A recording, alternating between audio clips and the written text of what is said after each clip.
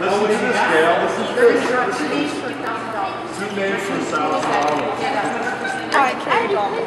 Nice to meet you. You ever heard of CEA? Do you know what that is? There's only two of them. You use four. You got it all memorized? Nine. Just. You guys want to take a little practice at one of them?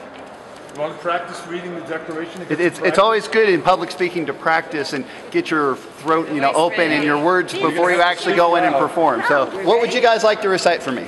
Which one do you want to do? The pledge is easier. It's shorter. Okay. Okay. Go for it. And 1, 2, 3. I pledge allegiance to the flag of the United States of America and to the republic for which it stands, one nation, under God, indivisible, with liberty and justice for all. All right. Good job. Really well. You're ready. You can say it forward, backwards. Who do you start with? George Washington all the way up? Who's your favorite? Abraham Lincoln, the 16th President of the United States. And why is he your favorite? Because he's the one who freed slaves. Did you see the movie on Lincoln? Yeah. Oh, it's awesome. It's awesome. Who's your favorite president? Who else has a favorite president? Who's yours? Thomas Jefferson. And why do you like Thomas Jefferson?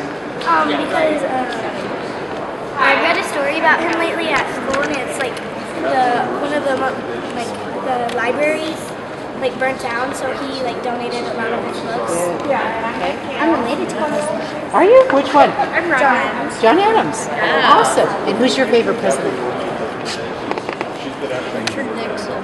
And why is Richard Nixon your favorite president? He was there for the first space shuttle launch. Oh. Is science your passion? Do you love science? Are you going to go to the moon someday? Maybe Mars? They're talking about I'm that. going to be first lady. You're going to be the first lady president right here. Yes. All right, we're going to go with one of the state senators. You're a state senator, Linda Newell. You're going to meet with your state senator here. You got to find out. Ask her what bills she's sponsoring. This is fun. Now, you got to stump a lot of people, okay? Tell them what you know and why it's important, too.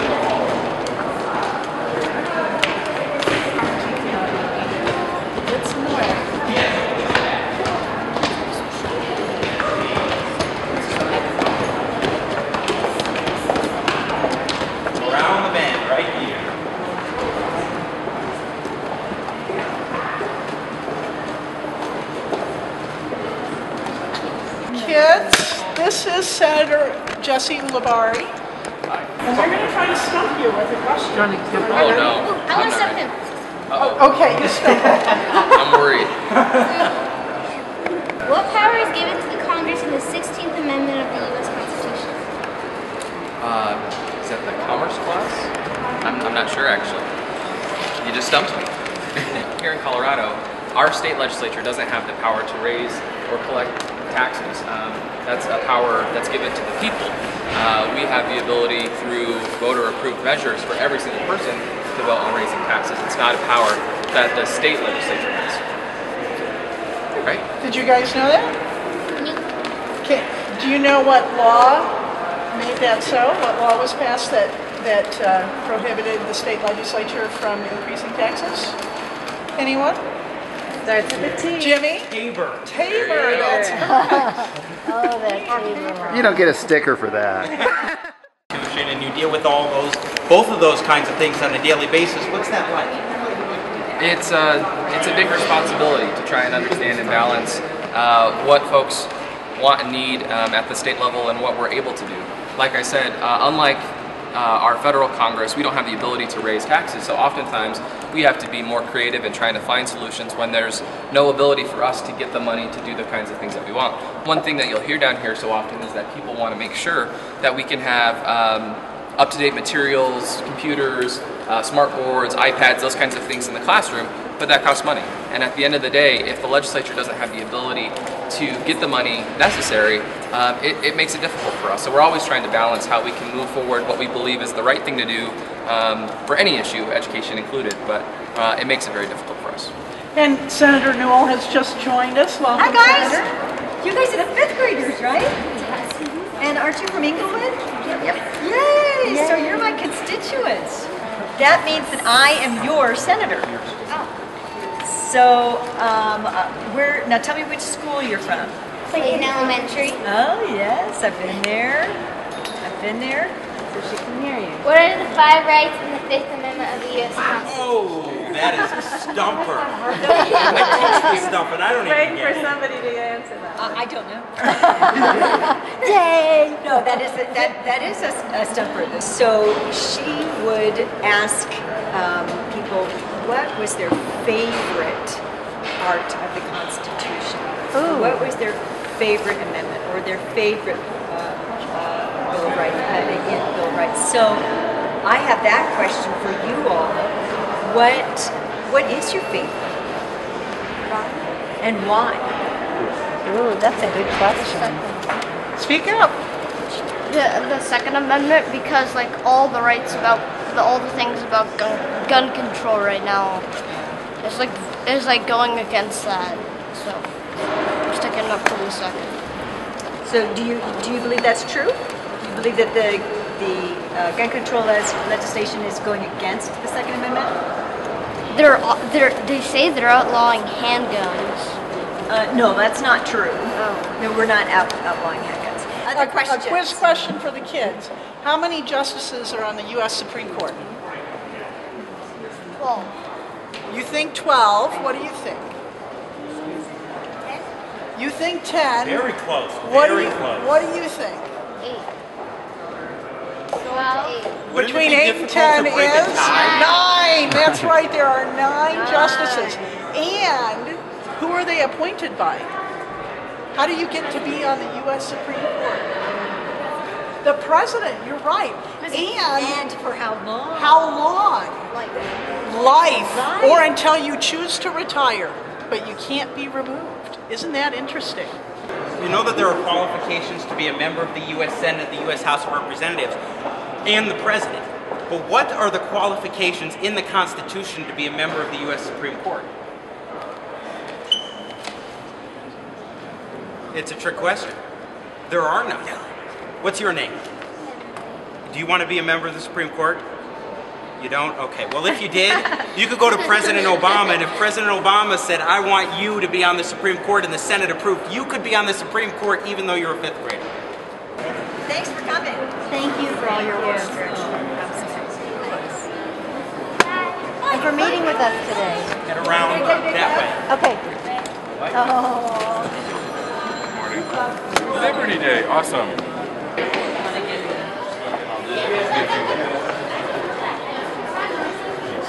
Yes, sir. Well, I tried to stop Grant. All right. Come on down. Yeah. You can probably, I don't know if there are seats available, how this is going to work. So, I'm sorry. how to pull down. So come on up here, kids.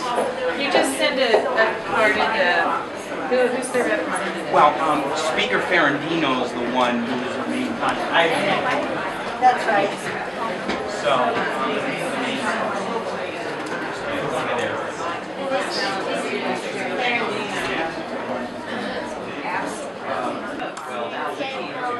Stein. We need only the kids that are going to be doing the pledge or the declaration are going to go in there. Everybody else is going to be going up onto the gallery because they've got limited seating. So if you can find those kids right now. Okay. Here's the form of your declaration. The teacher and the pledge. Declaration. Well, Declaration for... everybody else come here with me. And pledge. Okay, you guys... Do you want to stay down the floor here? If you want to. Sure. And those gentlemen in the green jackets can help you get seated. Where's my parrot with the camera?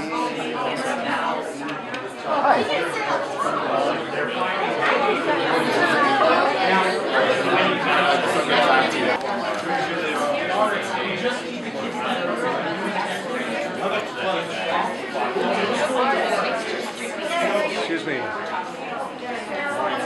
If you're not doing the pledge or the declaration, Okay, so these are the pledgers, read the declaration. Okay. Yeah, okay, yeah, there's a go over here. Sometimes when you do, over there. Take all They're next. And these are the Declaration of Independence readers right here. Let's take them over there. Come on. Follow him around. Be careful, there are steps and ledges. We need 4 more declarations. Oh yeah. Let's go see you.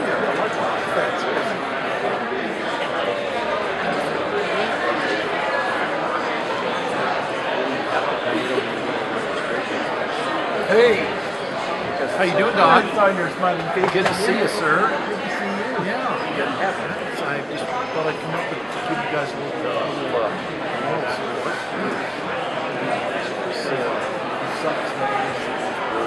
The House will come to order.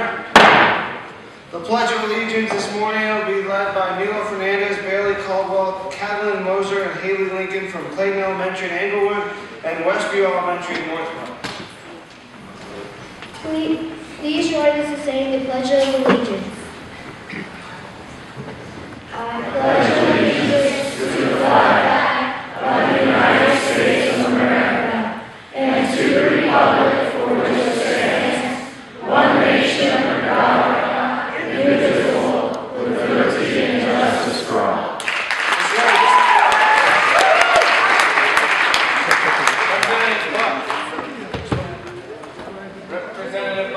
Representative McNulty. He was here, I don't know where he went. Absent. Melton. Mitch Bush. Moreno. Here. Murray. Here. 4 amendments will be shown on the screen on your iPads and not read unless requested. Bills will be laid over upon motion of the majority. On 10 until Friday, the 15th.